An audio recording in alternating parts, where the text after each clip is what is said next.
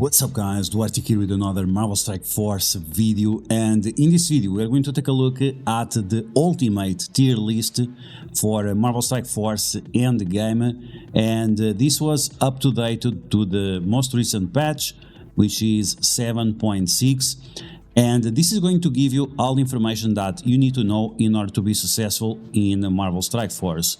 This is also a guide that you can follow if you are a new player and you want to try to catch up to some of the game modes in Marvel Strike Force.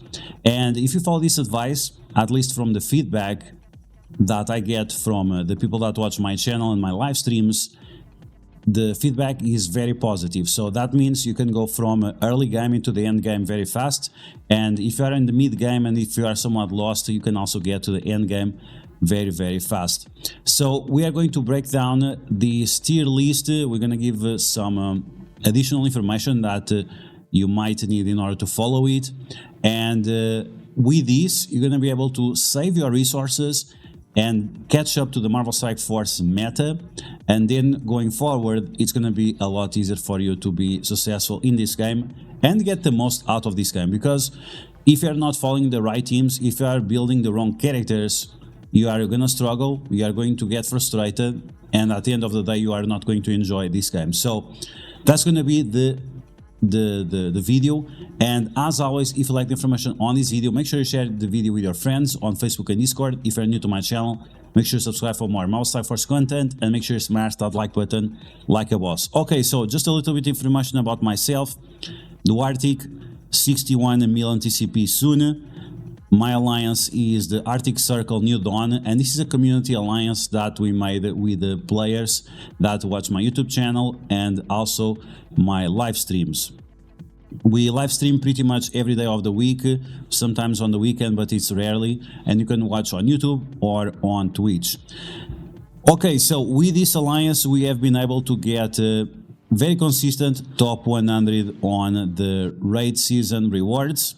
We also in Alliance Wars are on Platinum 4, and we have been able to get top 50 pretty consistent.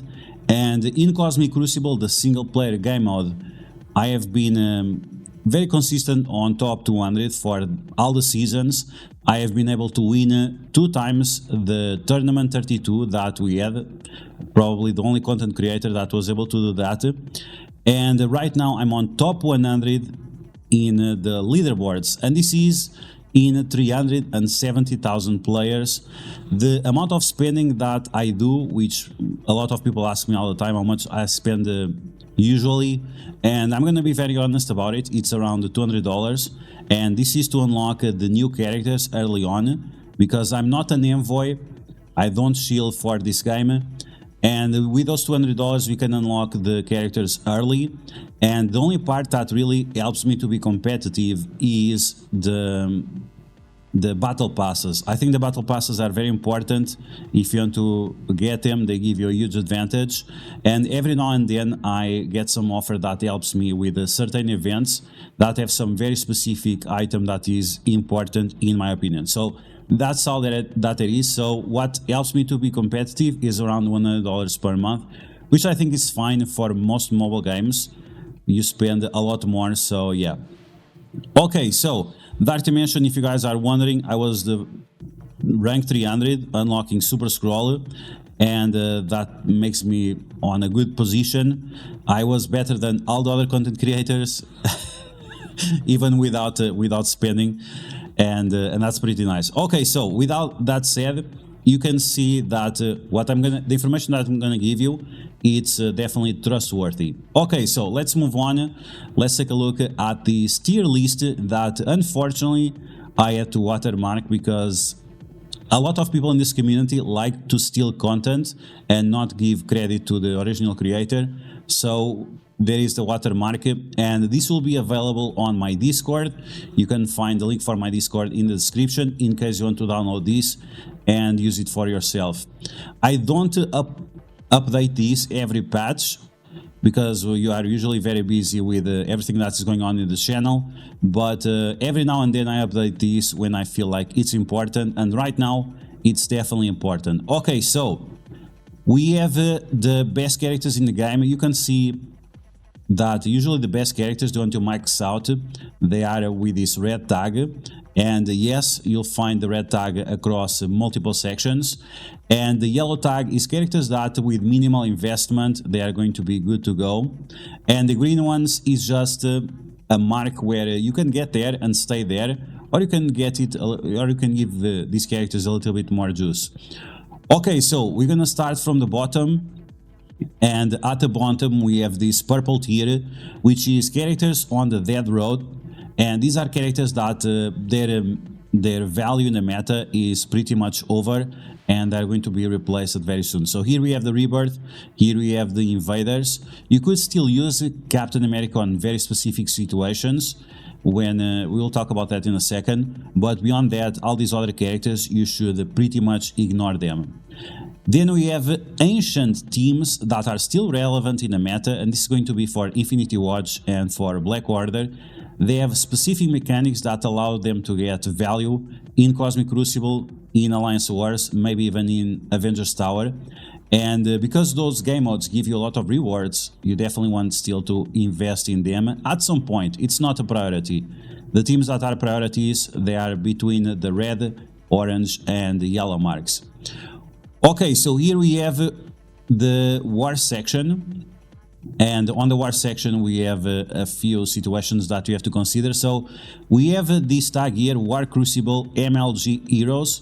These are heroes that you can use on Cosmic Crucible and Alliance Wars, but it's pretty much for advanced players that you know very well, because these characters, they can bring you specific mechanics that allow you to win very, very easily, like Spider-Man Big Time, or a Vulture, that whenever you're facing characters with speed up or characters with early taunt, they are going to make a huge difference into your battle, and you're going to be able to win way more easily.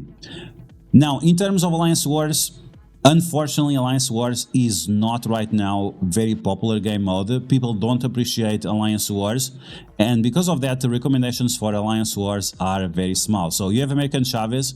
She's part of the Young Avengers, but Young Avengers right now are not very relevant. She's the only member that survived for Alliance Wars defense. Then we have Hero Asgardians with Valkyrie, with Mighty Thor and with Thor. Then we have Infestation, and we have Heroes for Hires. Then we have this tier, like I said, MLG characters that you can use with low investment.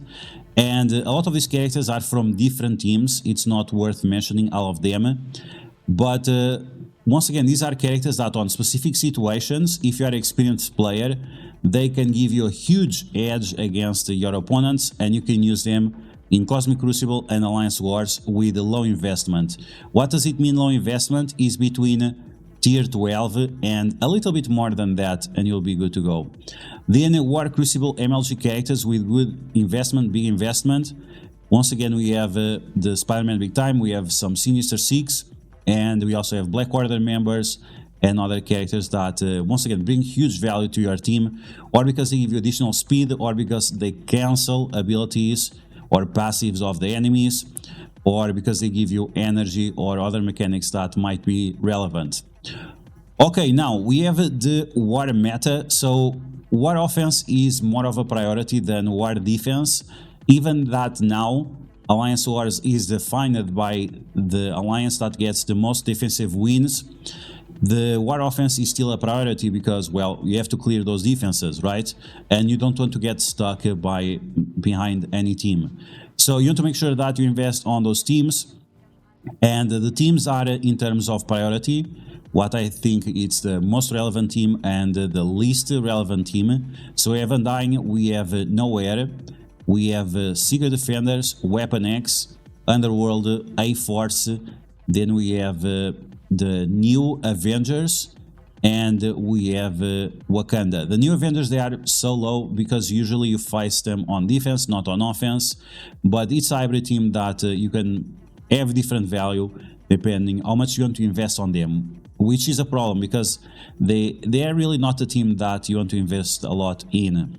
Alliance War characters that you want to max out for sure, you have Zombie Juggernaut, Nova, Black Cat, Robbie Reyes Ghost Rider, Omega Red, Photon, and Tigra. These are the characters that bring the most impact for their own team or the characters that have the most value individually. Okay, now we're going to take a look at the raid characters and Cosmic Crucible characters. On the Cosmic Crucible characters, you don't have like characters that you want to max out, because all of them, you should max out all of them. Because this is a single player game mode, this is definitely something that you should prioritize. And the more you invest on these teams, the more successful you are going to be in Cosmic Crucible. So keep that in mind. So we have the Superior 6, which you can also mix with the Sinister 6 as well. We have Masters of Evil with Ultron, we have Tangle Web, and we have New Warriors. These teams are all very powerful. Most of them are going to be used on offense. And because Cosmic Crucible is efficiency based, once again, the bigger these characters are, the more likely you are of winning. Now we have the raid teams and the raid characters that you should max out. So we have Pegasus, we have Bifrost, we have the Extreme X-Men, and we have the Symbiotes. Symbiotes is going to be the next bio team, and if you are wondering what about a skill team, right now I would not recommend building any kind of skill characters for the skill nodes, because they are just way too difficult and it's not worth spending too much time there. If you are somewhere in the mid game, maybe you have some skill characters that can chip away the nodes, but it's not something that your alliance should be prioritizing in, because you are just wasting resources for no reason.